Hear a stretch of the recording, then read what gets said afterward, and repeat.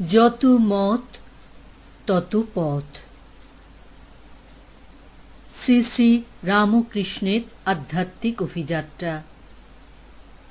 পৃথ্বীরাজ সেন পাঠ করছি। গোপা বাগচি।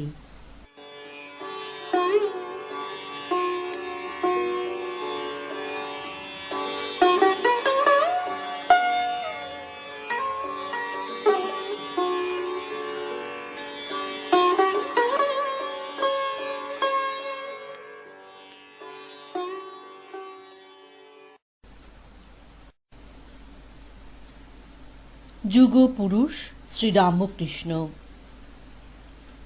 শ্রী শ্রী রামকৃষ্ণ সর্ব অর্থে এক যুগপুরুষ ছিলেন, অর্থাৎ তিনি একটি যুগকে তার দার্শনিক অভিজ্ঞান দ্বারা সম্পূর্ণভাবে প্রভাবিত করেছিলেন। আজও পরিবর্তিত পরিস্থিতিতে ভারতবর্ষ তাঁর প্রভাবমুক্ত হতে পারেনি, তাই তাঁকে অনায়াসে আমরা যুগপুরুষ রূপে চিহ্নিত করতে পারি। পুরুষ শব্দের ব্যুৎপত্তিগত অর্থ হল যিনি পুরের মধ্যে শয়ান করেন। আবার এই পুরকে কঠোপনিষদে 11 দুয়ারিপুর রূপে চিহ্নিত করা হয়েছে। গীতায় বলা হয়েছে তিনি 9 দুয়ারিপুর, অর্থাৎ তিনি পুরের মধ্যে আবদ্ধ দেহধারী। দেহধারী হলে তিনি কালের সীমায় এসে পড়েন, অথচ শ্রী রামকৃষ্ণদেবকে আমরা কোনো কালের সীমার মধ্যে রুদ্ধ করতে পারি না। তাই পুরুষের সংজ্ঞা তাঁর ক্ষেত্রে বদলে গেছে। পুরুষ শব্দের আরেকটি ব্যুৎপত্তিগত অর্থ আছে। শঙ্করাচার্য তাঁর কঠোপনিষদের ভাষ্যে এই অন্য অর্থটি 2 বার উল্লেখ করেছেন। তাঁর মতে সব কিছুকে আপূরিত করে পূর্ণ করে যিনি বিরাজ করছেন তিনিই হলেন যথার্থ পুরুষ। তিনি সব কিছুর ওপরেই তাঁর অস্তিত্ব মেলে ধরেন, আর এইভাবে তিনি এক মহা মস্তিষ্কশালী প্রতীক স্বরূপ বিদ্যমান থাকেন। কোনো কোনো ক্ষেত্রে পুরুষ শব্দটি দীর্ঘ উকারান্ত পুরুষ হিসাবেও উল্লেখিত হয়েছে।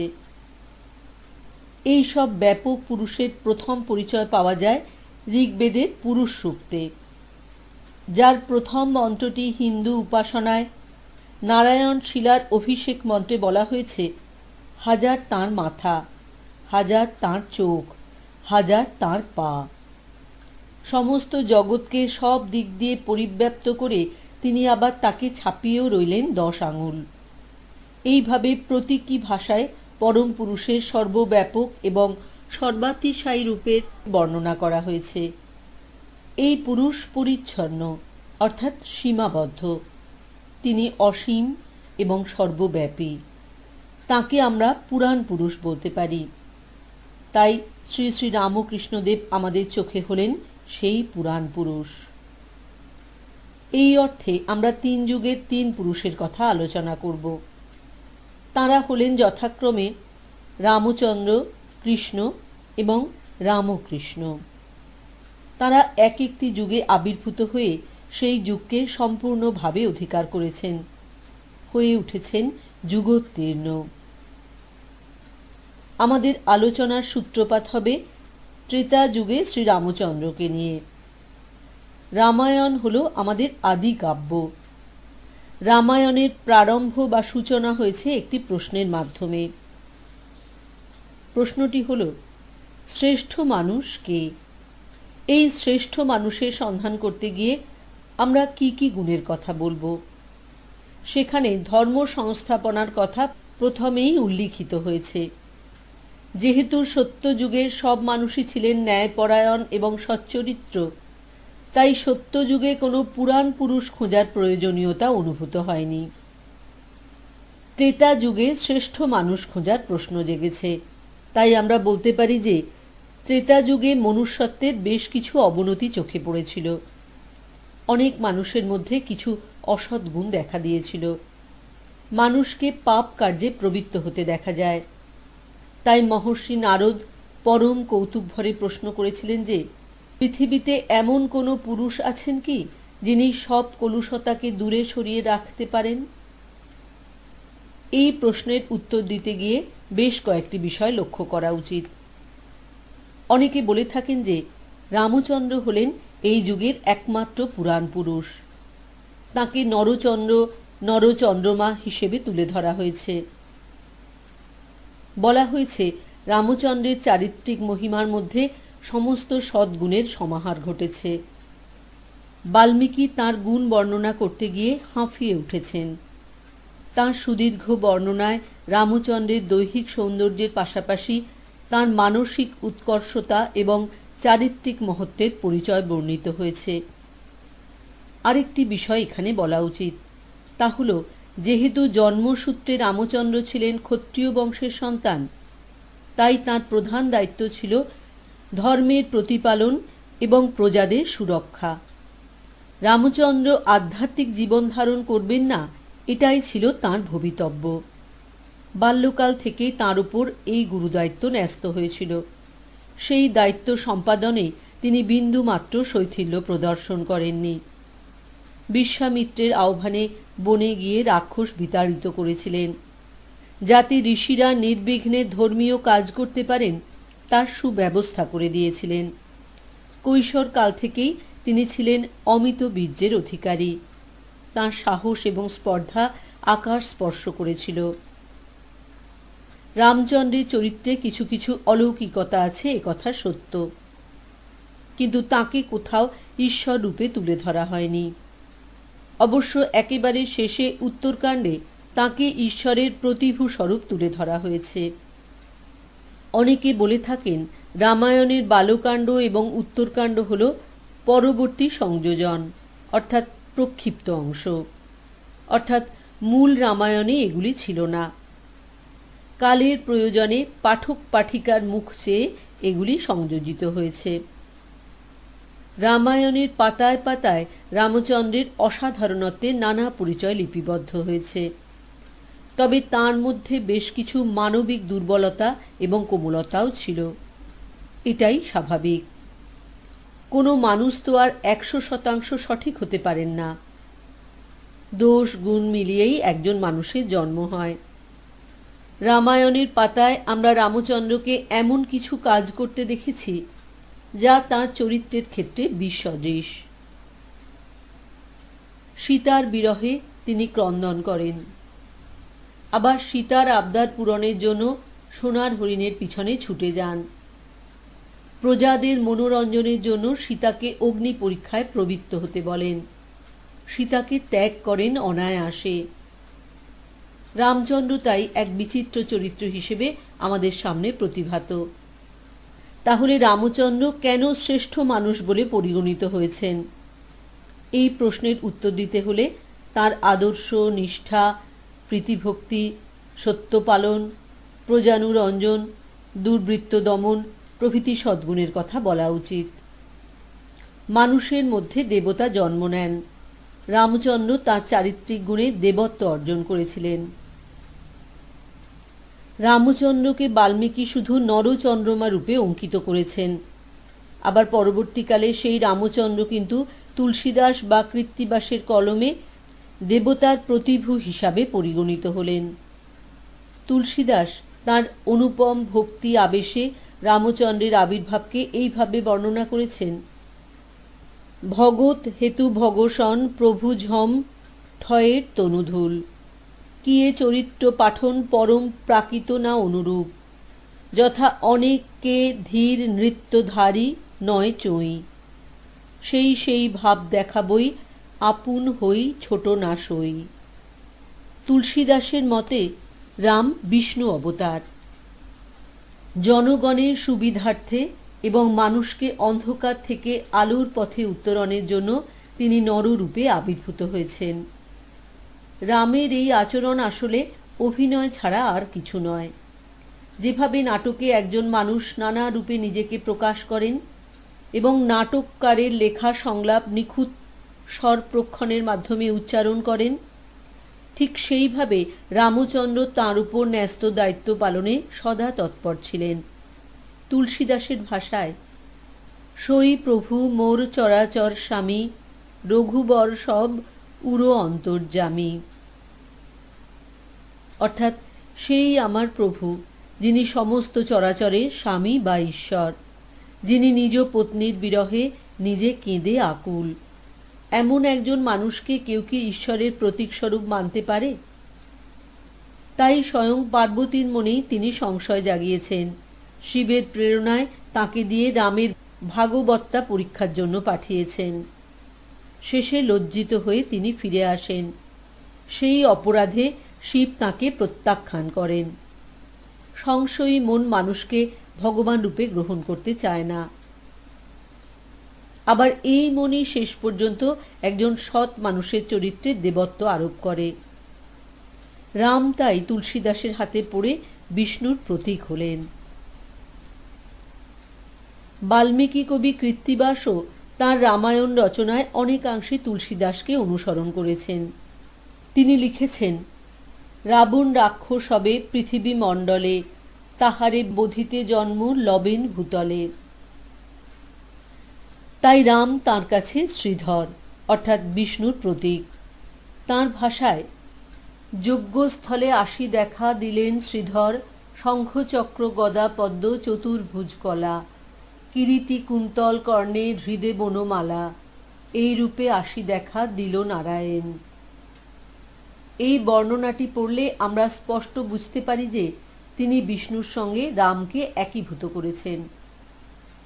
রাম এভাবেই দেবত্বে উন্নীত হয়েছেন। তাকে আমরা এক পুরুষোত্তম বলে স্বীকার করেছি। এটি হল রাম অবতারের প্রথম মহিমা।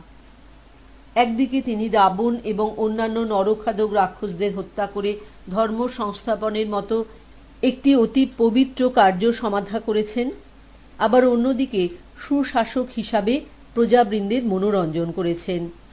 তাঁর চরিত্রের যে দিকটি সবচেয়ে বেশি উদ্ভাসিত হয়ে উঠেছে সেটি হল রাজা হিসাবে তাঁর আচরণ। যে রাজা প্রজাদের জন্য নিজের প্রিয়তমা পত্নীকে পর্যন্ত বনবাসে পাঠাতে পারেন, তার মহিমা অস্বীকার আমরা করব কেমন করে? তাই রামচন্দ্র আমাদের কাছে এক যোগ্য পুরুষ হিসাবে বিবেচিত। যোগ্যতর নানা বিধির তিনি যেন এক মূর্ত প্রতীক। এইভাবেই সমস্ত ত্রেতা যুগে রামচন্দ্র এক অনবদ্য ভূমিকায় শ্রীমণ্ডিত হয়েছেন। তাই রামচন্দ্র আমাদের কাছে এক যোগ্য পুরুষ হিসাবে বিবেচিত। যোগ্যতর নানা বিধির তিনি যেন এক মূর্ত প্রতীক। এইভাবেই সমস্ত ত্রেতা যুগে রামচন্দ্র এক অনবদ্য ভূমিকায় শ্রীমণ্ডিত হয়েছেন। ত্রেতা যুগের পর এলো দাপর যুগ। দাপর যুগের যুগপুরুষ অবশ্যই শ্রীকৃষ্ণ। তাকে আমরা কেন যুগপুরুষ এবং যোগপুরুষ হিসাবে চিহ্নিত করব? তার নিজস্ব যোগ এবং তার আহুত যোগ, এই দুইয়ের সন্নিস্থলে তিনি সত্যি সত্যি এক যোগপুরুষ হয়ে উঠেছেন। এই প্রসঙ্গে মধুসূদন সরস্বতী তাঁর টিকায় বলেছেন, আশ্চর্য এই মানুষটির যা প্রভাব বা শক্তি, তা ঈশ্বরের শক্তি ছাড়া অন্য কিছু হতে পারে না। সত্যিই শ্রীকৃষ্ণের জীবন বিশ্লেষণ করলে আমরা বুঝতে পারব যে তিনি সত্যিই অলৌকিক ক্ষমতার অধিকারী ছিলেন। তাকে সবথেকে কঠিন যে কাজটি করতে হয়েছিল সেটি হল তদানীন্তন ভারতের ঐক্য সাধন। তখন ভারতে বেশ কয়েকটি রাজ্য ছিল। ভারতীয়ত্ব বোধ বলে কোনো চেতনা জন্ম হয়নি। শ্রীকৃষ্ণ একে একে নানা প্রান্তে রাজন্যবর্গকে পরাভূত করে এক অখণ্ড ভারত স্থাপন করেছিলেন। রামচন্দ্রের মতোই তিনিও ছিলেন ক্ষত্রিয় বংশজাত। ধর্ম সংস্থাপনের জন্য রামচন্দ্র যেমন রাবণ এবং তার অনুগামীদের হত্যা করেন, শ্রীকৃষ্ণও এইভাবে অধর্মের প্রতীক কৌরব পক্ষকে হত্যা করেছিলেন। কিন্তু সবই তিনি করেছিলেন নির্লিপ্তির মধ্যে দিয়ে। এটি হলো তার চরিত্রের সবথেকে বড় বৈশিষ্ট্য। আর যোগশক্তির দ্বারা উদ্বুদ্ধ না হলে তিনি এমনভাবে কাজগুলি সমাধা করতে পারতেন না। অর্জুন ছিলেন তাঁর প্রিয় সখা। শ্রীকৃষ্ণ চেয়েছিলেন অর্জুন যেন তাঁর আদর্শের ব্যবহারিক রূপায়ণ করেন। তাই বারে বারে তিনি অর্জুনকে উদ্দেশ্য করে অমর উপদেশ দান করেছেন।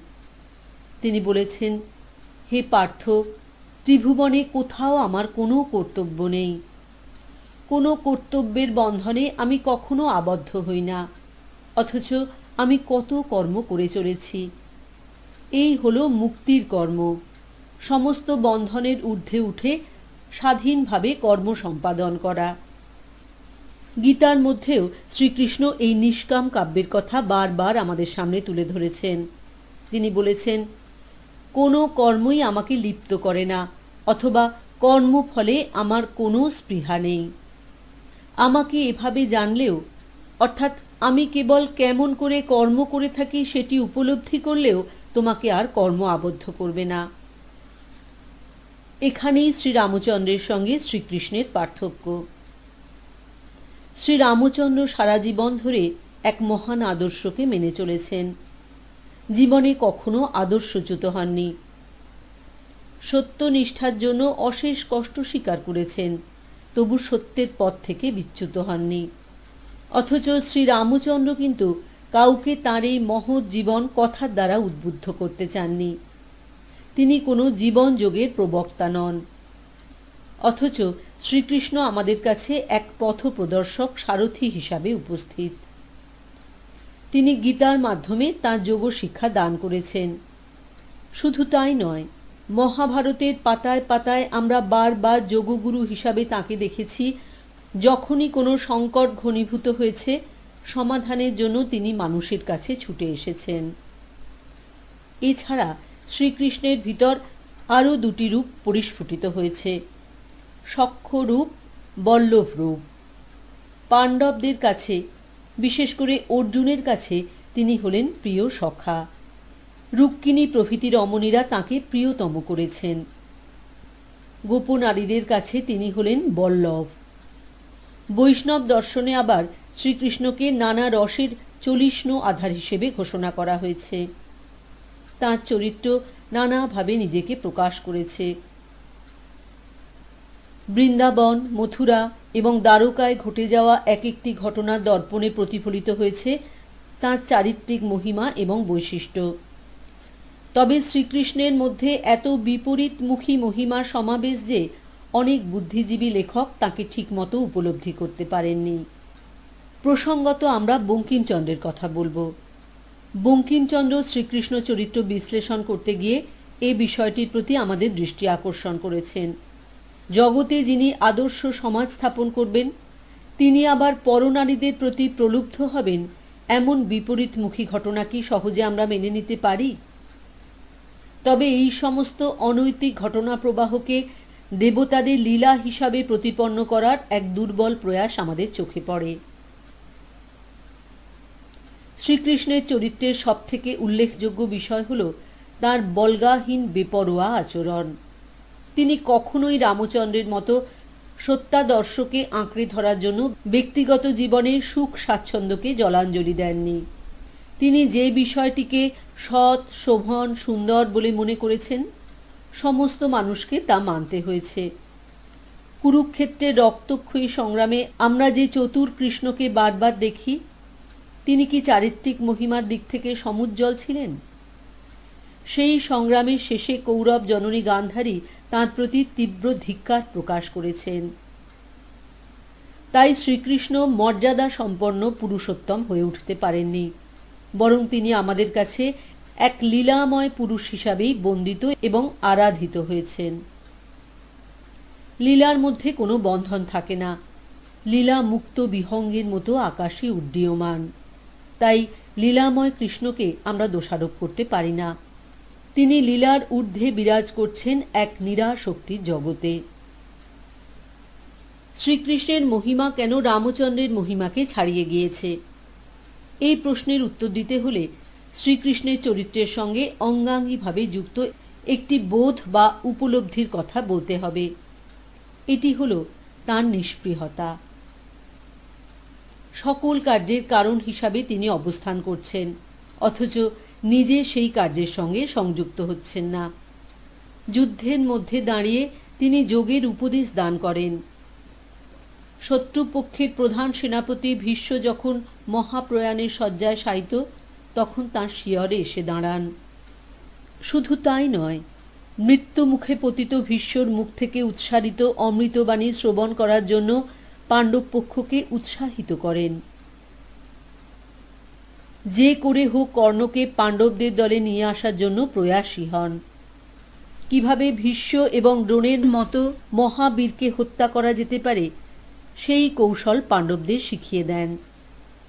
তবে এর জন্য তার মনে কোনো অনুশোচনা হয়নি, কারণ তিনি সবই করেছেন ধর্ম সংস্থাপনের জন্য। ধর্মকে স্থাপন করতে হলে যদি সাময়িকভাবে অনৈতিক কাজ করতে হয়, তাহলেও তিনি তা করেছেন। এটাই ছিল কৃষ্ণের চরিত্রের প্রধান বৈশিষ্ট্য। কুরুক্ষেত্রের যুদ্ধের শেষে যখন যদু বংশের ধ্বংসের লীলা অনুষ্ঠিত হল, তখনও তিনি এক মুহূর্তের জন্য অনুশোচনা করেননি। তিনি নিঃশব্দেহে কুরুক্ষেত্র থেকে বিদায় নিয়েছিলেন, আবার বৃন্দাবন থেকেও একসময় চলে আসেন। এই নিষ্পৃহতা তাঁর চরিত্রকে মহিমান্বিত করেছে। জীবনের অন্তিম পর্বে বৃক্ষতলে আশ্রয় নিয়ে সবার অগোচরে ব্যাধির হাতে নিজের দেহটি তুলে দেন। এ হল কৃষ্ণের স্বেচ্ছা মৃত্যু। কৃষ্ণ কিভাবে সব কর্মে নিষ্পৃহ অবস্থানে ছিলেন? তাঁর কোনো ঘটনা কি মনের মধ্যে কোনো আন্দোলন অথবা প্রভাব ফেলেনি? মানুষ কি এইভাবে নিষ্পৃহতা অবলম্বন করতে পারে? তাই মনে হয় কৃষ্ণ বোধহয় সাক্ষাৎ বিষ্ণুর প্রতিমূর্তি।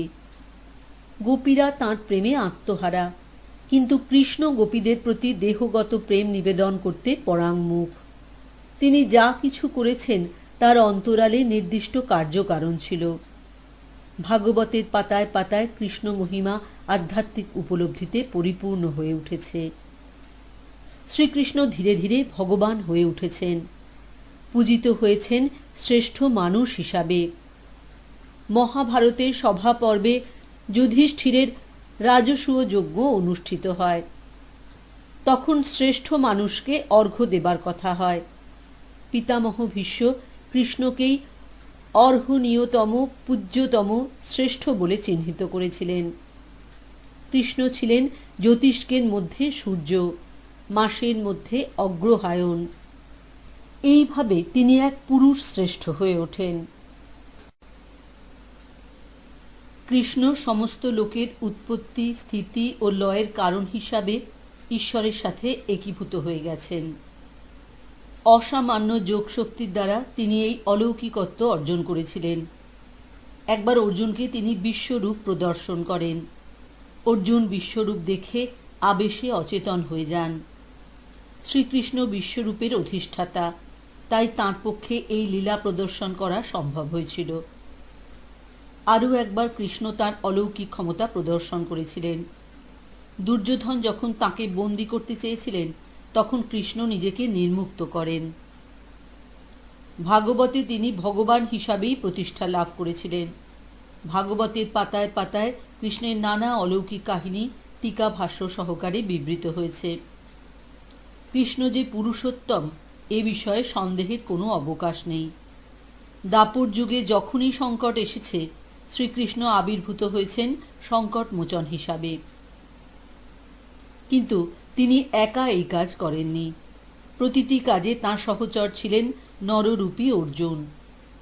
নর ও নারায়ণের মিলিত শক্তির প্রভাবে পৃথিবী থেকে অধর্ম নিশ্চিহ্ন হয়ে গেছে। কৃষ্ণের মহাপ্রয়াণের সঙ্গে সঙ্গে পৃথিবী থেকে দাপর যুগের অবসান হল। সূচনা হল এমন একটি সময়সীমার, যাকে আমরা কলিকাল বলে থাকি। যে কালে মানুষ আরও বেশি পাপী হয়ে উঠবে, নৈতিকতার কোনো স্থান থাকবে না। অসৎ মানুষ এই জাতীয় কাজ করে প্রভূত আনন্দ পাবে। আধ্যাত্মিক সাধনা সম্পূর্ণ বিলুপ্ত হবে। মানুষ বৈষয়িক আনন্দে আনন্দিত হবে। এই কঠিন কালে পরম পুরুষ হিসাবে আবির্ভূত হলেন ভগবান শ্রী শ্রী রামকৃষ্ণ। ত্রেতা এবং দাপর যুগে ধর্ম ক্রমশ ক্ষীয়মান হচ্ছিল। এক পদ মাত্র অবশিষ্ট ছিল। কলিতে তা সম্পূর্ণ বিলুপ্ত হয়েছিল। শ্রীমদ্ভগবতে বলা হয়েছে, ধর্মের বিলুপ্তি মানেই চৈতন্যের বিলুপ্তি, মানুষের মোহাচ্ছন্ন হয়ে পড়া, মিথ্যা এবং মায়ায় বশীভূত হয়ে যাওয়া। কলিযুগের বর্ণনায় কবি সাহিত্যিকেরা এই জাতীয় বিশ্লেষণ বারবার ব্যবহার করেছেন। কলিযুগে চারপাশ সমাচ্ছন্ন হয়েছে নিবিড় আঁধারে, কিন্তু সৃষ্টির মূলে যে মহা চৈতন্য, সেই চৈতন্য কখনো বিনষ্ট হতে পারে না। তাই পুরাণকারেরা কতবার বলেছেন, সনাতন সর্বজনীন ধর্ম যখন কালো প্রবাহে গ্লানিযুক্ত হয়, যখন মায়াপ্রসূত অজ্ঞানের অনির্বচনীয় প্রভাবে মুগ্ধ হয়ে মানুষ ইহকাল এবং পার্থিব সুখ লাভকেই সর্বস্ব জ্ঞানপূর্বক জীবন অতিবাহিত করতে থাকে এবং আত্মা, ঈশ্বর, মুক্তি প্রভৃতি অতীন্দ্রিয় পদার্থ সকলকে কোনো এক রোমাঞ্চ স্বপ্নরাজ্যের কবি কল্পনা বলে ধারণা করে বসে, যখন ছলে বলে কৌশলে পার্থিব সব রকম সম্পদ ও ইন্দ্রিয় সুখ লাভ করেও সে প্রাণের অভাব দূর করতে না পেরে অশান্তির অন্ধকার তমসাবৃত অকুল প্রবাহে নিপতিত হয় আর যন্ত্রণায় হাহাকার করতে থাকে, তখনই শ্রী ভগবান স্বকীয় মহিমায় সনাতন ধর্মকে রাহুগ্রাস মুক্ত শশধরের মতো উজ্জ্বল করে তোলেন এবং দুর্বল মানবের প্রতি কৃপায় বিগ্রহবান হয়ে তাঁর হস্ত ধারণ করে তাকে আবার ধর্মপথে প্রতিষ্ঠিত করেন।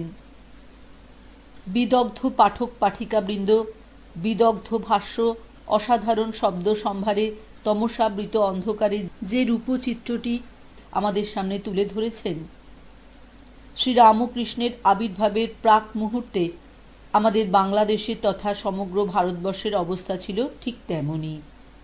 যদি আমরা ইতিহাসের পাতায় আমাদের চোখ নিবদ্ধ করি, তাহলে দেখব তখন চারপাশে ছিল নিবিড় কালো অন্ধকার। পরাধীনতার গ্লানি ধীরে ধীরে ভারতবাসীকে আরও বেশি গ্রাস করেছিল। জীবনের আশা কোথাও ছিল না। ভারতবর্ষ তখন নিজের আত্মাকে বিসর্জন দিতে বাধ্য হয়েছিল।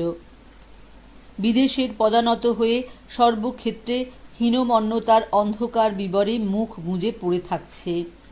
হাজার হাজার বছর ধরে যে ভারত সভ্যতা পৃথিবীর নানা দেশকে উজ্জীবিত করেছিল, সেই সভ্যতার সূর্য তখন একেবারে অস্তমিত প্রায়। সংকট সেই যুগে গভীর থেকে গভীরতর হয়ে ওঠে। যদিও পূর্ব যুগের মতো কলিযুগে রাক্ষসদের অত্যাচার নেই, কিন্তু রাক্ষসরূপী নরাধম মানুষ নানাভাবে সমাজের ক্ষত সৃষ্টি করে চলেছে। মানুষ হারিয়েছে তার সমস্ত বিবেক, মেতে উঠেছে কামিনী ও কাঞ্চনের লালসায়, পার্থিব সুখকে পরমার্থিক সুখের প্রতীক স্বরূপ ভেবে নিয়েছে। অন্যান্য দেশের তুলনায় ভারতবর্ষে এই সংকট ছিল আরও গভীর, কারণ ব্রিটিশরা তখন নানাভাবে ভারতকে শোষণ করছে। ভাবতে অবাক লাগে, যে দেশ একদা তার মহান চিন্তাধারার জন্য সারা পৃথিবীর কাছে প্রশংসনীয় ছিল, যে দেশে দেখা দিয়েছিল অমৃতত্বের অনুসন্ধান, সেই দেশ তখন ঘন অন্ধকারে নিমজ্জিত। সেই দেশের একজন মানুষের মনেও ইতিবাচক চিন্তার পরিস্ফুটন চোখে পড়ছে না। সে দেশে কোনো নারী অমৃতের সন্ধানে নিজেকে নিমগ্না রাখতে পারছেন না। কলিকালের ভারতবর্ষ সত্যি নরকের অন্ধকারে পতিত হয়েছিল। এই অন্ধকার থেকে ভারত কি আবার সহস্র সূর্যের আলোয় আলোকিত উপত্যকায় ফিরতে পারবে? অতি বড় আশাবাদীর মনেও দেখা দিয়েছিল নিরন্তর নিরাশা। সমাজের এই নিদারুণ ক্রান্তিকালে আবির্ভূত হলেন ঠাকুর শ্রী শ্রী রামকৃষ্ণ পরমহংস। আমরা জানি তাঁর আবির্ভাব ভারতের সাংস্কৃতিক, রাজনৈতিক এবং আধ্যাত্মিক জগতে এক নীরব বিপ্লব সংঘটিত করে। তিনি রামচন্দ্র এবং শ্রীকৃষ্ণের সার্থক প্রতিভূ হিসাবে কলিযুগে পৃথিবীতে অবতীর্ণ হলেন। তাঁর আগমন ভারতবর্ষকে এক নতুন ভবিষ্যতের সামনে দাঁড় করালো। স্বামী বিবেকানন্দ তাঁর গুরু শ্রী শ্রী রামকৃষ্ণের স্বরূপটি যথাযথভাবে উপলব্ধি করতে পেরেছিলেন। তিনি রামকৃষ্ণ বন্দনায় লিখেছেন, প্রেমের প্রবাহ যার দুর্নিবার বেগে অচণ্ডাল সবারে ভাষায়, লোকাতীত যিনি তবু লোকাহিত পথে রহিলেন মানব সেবায়। সত্যিই তো, তিনি সর্বধর্মের বাণী উচ্চারণ করে সকলের মনকে এক নতুন আবেগে আপ্লুত করেছেন। সমাজের তথাকথিত অস্পৃশ্যদের কাছে পৌঁছে দিয়েছেন অমৃতের পাত্র। যে নারী সমাজকে দীর্ঘদিন ধরে দ্বিতীয় শ্রেণীর নাগরিক হিসাবে লাঞ্ছনা, গঞ্জনা, অপমান সহ্য করতে হয়েছে, সেই নারী মুক্তি জয়গান গেয়েছেন। এইভাবেই ঠাকুর শ্রীরামকৃষ্ণ ভারতবর্ষের বুকে এক অভূতপূর্ব ধর্ম সংস্থাপনের কাজ করলেন। কোনো রাজনৈতিক প্রতিবন্ধকতা তাঁর সামনে বাধার প্রাচীর তুলতে পারেনি, কোনো শত্রু তাঁর বিরুদ্ধাচরণ করতে পারেনি। তাঁর চরিত্রের মধ্যে এমন এক সর্বজনীন মমত্ববোধ এবং ঐশী সম্মোহনী ক্ষমতা ছিল, যার দ্বারা তিনি সকলকে বশীভূত করেছিলেন। অবশ্য এই ঐশী ক্ষমতা বলে নিজের ইচ্ছা কারোর উপর চাপিয়ে দেননি। এই বশীকরণের মাধ্যমে তিনি সকলের মনকে নির্মল পবিত্র আলোয় আলোকিত করে তোলেন। পাশ্চাত্য দেশের বিখ্যাত মনীষী রোমারোলা দীর্ঘদিনের পরিশ্রমে শ্রী শ্রী রামকৃষ্ণ দেবের জীবন ও জীবন দর্শন সম্পর্কে একটি অসামান্য গ্রন্থ রচনা করেছেন। এই গ্রন্থে তিনি শ্রী শ্রী রামকৃষ্ণ সম্পর্কে বলেছেন, শ্রী রামকৃষ্ণের পথ আরও বিপদ সংকুল, কিন্তু তা আরও অনেক এগিয়ে নিয়ে যায়। তাঁর বিচ্ছুরিত চূড়াগুলি থেকে অসীম দিগন্ত যেন উন্মোচিত। এ হল প্রেমের পথ। সত্যি তো, শ্রীরাম যেমনভাবে প্রেমের কথা বলেছেন, কৃষ্ণ তাঁর শ্রীমুখ থেকে প্রেমের বাণী উচ্চারণ করেছেন। কলিযুগের মহাপুরুষ রামকৃষ্ণ প্রেমের কথা বললেন। মনে হলো আমরা যেন আবার নতুন করে কৃষ্ণ চৈতন্যের কথা শুনছি। সেই কবে বাংলার মাটিতে চৈতন্যের আবির্ভাব। অসীম প্রেমধারায় তিনি বাংলাকে প্লাবিত করেছিলেন। শ্রী চৈতন্য যে দিব্য প্রেমের কথা বারবার উচ্চারণ করেছেন, রামকৃষ্ণ যেন আবার সেই প্রেমবাণী আমাদের শোনালেন। তাই আমরা শ্রী রামকৃষ্ণকে অনায়াসে রাম ও কৃষ্ণের সার্থক উত্তরসূরি বলতে পারি। কিন্তু পরিপ্রেক্ষিতের বিচারে তাঁকে রাম এবং কৃষ্ণের থেকে আরও বেশি পরিশ্রম করতে হয়েছিল। রাম এবং কৃষ্ণ যখন ধরাধামে আবির্ভূত হন, তখন ভারতবর্ষের পরিমণ্ডল এতখানি নারকীয় ছিল না। তখনও মানুষের মধ্যে শুভ বোধ অবশিষ্ট ছিল, ছিল নৈতিকতার পরিকাষ্ঠা। অথচ পরম পুরুষ শ্রী রামকৃষ্ণ যখন মানব সত্তা হিসাবে ধরাধামে অবতীর্ণ হলেন, তখন দেশের সর্বত্র দেখা দিয়েছে অভাবনীয় সংকট। মানুষ মনুষ্যত্বহীন হয়ে উঠেছে। তাই গিরিশচন্দ্র লিখেছেন, রাম অবতারে ধনুর্বাণ নিয়ে জগৎ জয় হয়েছিল, কৃষ্ণ অবতারে বাঁশির ধ্বনিতে জগৎ জয় হয়েছিল, কিন্তু রামকৃষ্ণ অবতারে প্রণাম অস্ত্র দিয়ে জগৎ জয় হবে। রামকৃষ্ণের আধ্যাত্মিক অনুধ্যান সম্পর্কে এ এক কাব্যিক উপলব্ধি। সত্যিই রাম ছিলেন ক্ষত্রিয়, তাঁর আস্থা ছিল বাহুবলের ওপর। কৃষ্ণ প্রেমের বাঁশি বাজিয়ে মানুষকে ডাক দিয়েছিলেন। আজ শ্রী রামকৃষ্ণ ঈশ্বরের প্রতি প্রণাম নিবেদন করে মানুষকে অন্ধকার থেকে আলোর পথে নিয়ে এলেন। রাম ও কৃষ্ণ এবং রামকৃষ্ণের তুলনামূলক আলোচনায় আরেকটি বিষয়ের কথা আমাদের মনে রাখতে হবে। তা হল, রাম এবং কৃষ্ণ সত্যি সত্যি ঐতিহাসিক পুরুষ ছিলেন কিনা তা নিয়ে এখনও তর্ক বিতর্ক চলতে থাকে। বেশিরভাগ বুদ্ধিজীবী বিশ্বাস করেন যে তাঁরা হলেন সাহিত্যের চরিত্র।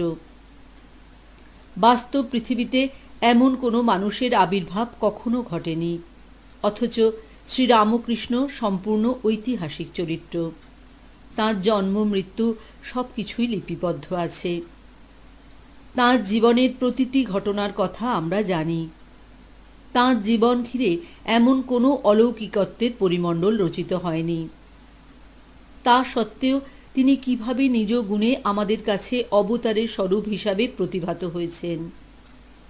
এই রহস্যের উৎস কোথায়? কি কি সদ্গুণ থাকলে একজন মানুষ শেষ পর্যন্ত দিব্য মানবে রূপান্তরিত হন? আসুন শ্রী শ্রী রামকৃষ্ণ দেবের জীবন কাহিনী থেকে নির্বাচিত কিছু অংশ তুলে ধরে আমরা এই কঠিন প্রশ্নের উত্তর খোঁজার চেষ্টা করি। শ্রী রামকৃষ্ণকে তাঁর ভক্ত শিষ্যেরা সাক্ষাৎ ঈশ্বর স্বরূপ বন্দনা করেছেন। শ্রী রামকৃষ্ণ কিন্তু এইসব প্রশংসা বাক্য শুনে এক মুহূর্তের জন্য উল্লসিত হননি। তাকে আমরা কখনো অহংকার প্রকাশ করতে দেখিনি, বরং এসব কথা শুনে তিনি ঈষৎ বিব্রত বোধ করতেন। শ্রী রামকৃষ্ণ চেয়েছিলেন তাঁর শিষ্যেরা যেন তাঁর অবতারত্ব সম্পর্কে নিঃসন্দেহ হবার জন্য বারবার তাঁকে পরীক্ষার সামনে নিয়ে আসেন। নিজের ওপর কতখানি আস্থা এবং বিশ্বাস থাকলে তবে এমন কথা ভাবা যায় বা বলা যায় তা সহজেই অনুমেয়। তিনি নরেন্দ্রনাথকে তাঁর প্রিয়তম শিষ্যের স্বীকৃতি দিয়েছিলেন। নরেন্দ্রনাথের মধ্যে ছিল এক বাস্তববাদী তার্কিক মন। নরেন্দ্রনাথ প্রতীচ্য শিক্ষার নানা ইতিবাচক দিককে আত্মস্থ করেছিলেন। রামকৃষ্ণ জানতেন নরেন্দ্রনাথের মন থেকে দ্বিধাদ্বন্দ্বের অবসান ঘটাতে পারলে অন্য শিষ্যরা তাকে ঈশ্বরের প্রতিভু হিসাবে স্বীকার করবে। তাই বারবার তিনি নরেন্দ্রর কাছে গিয়ে বলতেন যে নরেন্দ্রনাথ যেন তাঁর অবতারত্ব সম্পর্কে নানা প্রশ্ন করে। প্রশ্ন করে উত্তর পেয়ে সন্তুষ্ট হলেই যেন নরেন্দ্রনাথ তাঁর শিষ্যত্ব গ্রহণ করে। নরেন্দ্রনাথ প্রথম দিকে শ্রীরামকৃষ্ণকে এক উন্মাদ সাধারণ মানুষ হিসাবেই গণ্য করেছিলেন। পরবর্তীকালে ঘটনা পরম্পরা বিশ্লেষণ করে তিনি বুঝতে পারলেন যে রামকৃষ্ণের মধ্যে অলৌকিক শক্তি বিদ্যমান। নরেন্দ্রনাথের মনে এমন প্রতীতি জাগার পর তিনি রামকৃষ্ণের কাছে নিজের সব কিছু নিঃশেষে নিবেদন করেছিলেন।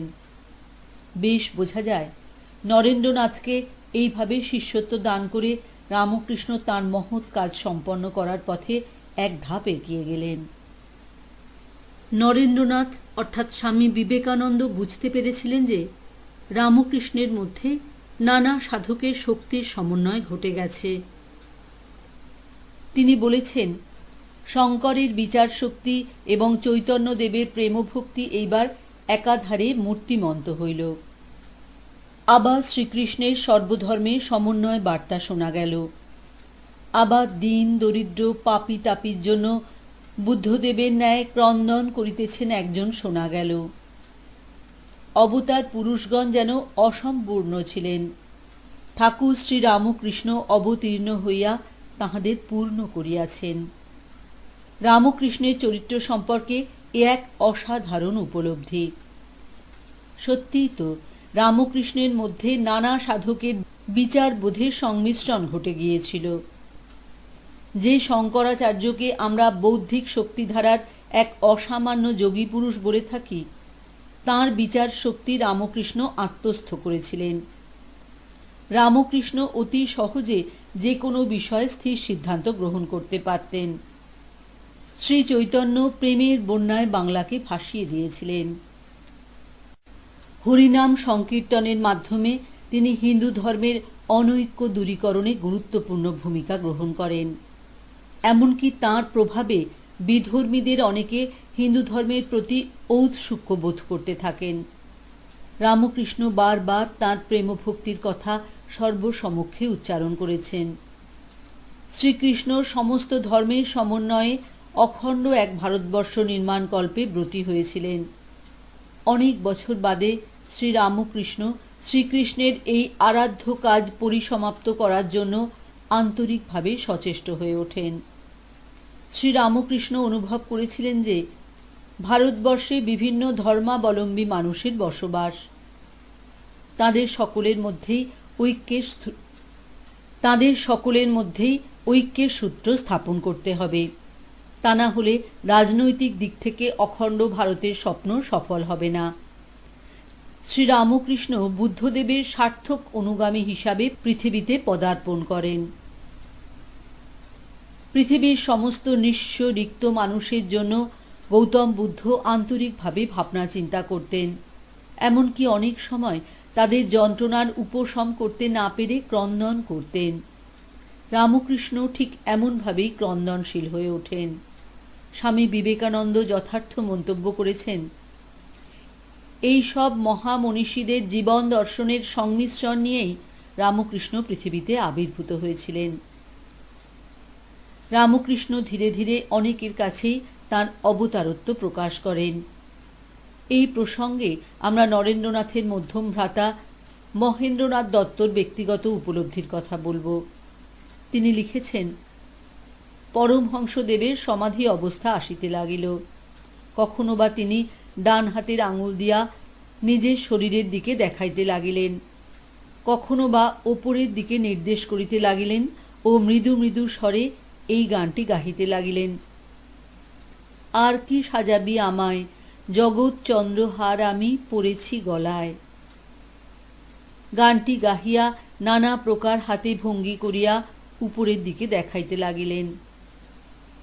ঠিক যেন এই ভাবটি তখন প্রকাশ হইতে লাগিল, কি একটা ফুলের মালা গলায় পরাচ্ছ, আকাশের গ্রহ নক্ষত্র সব তো আমার গলায় হারের ভিতর রয়েছে। অর্থাৎ এই ক্ষুদ্র দেহটির ভিতর এক বিরাট পুরুষ রহিয়াছেন।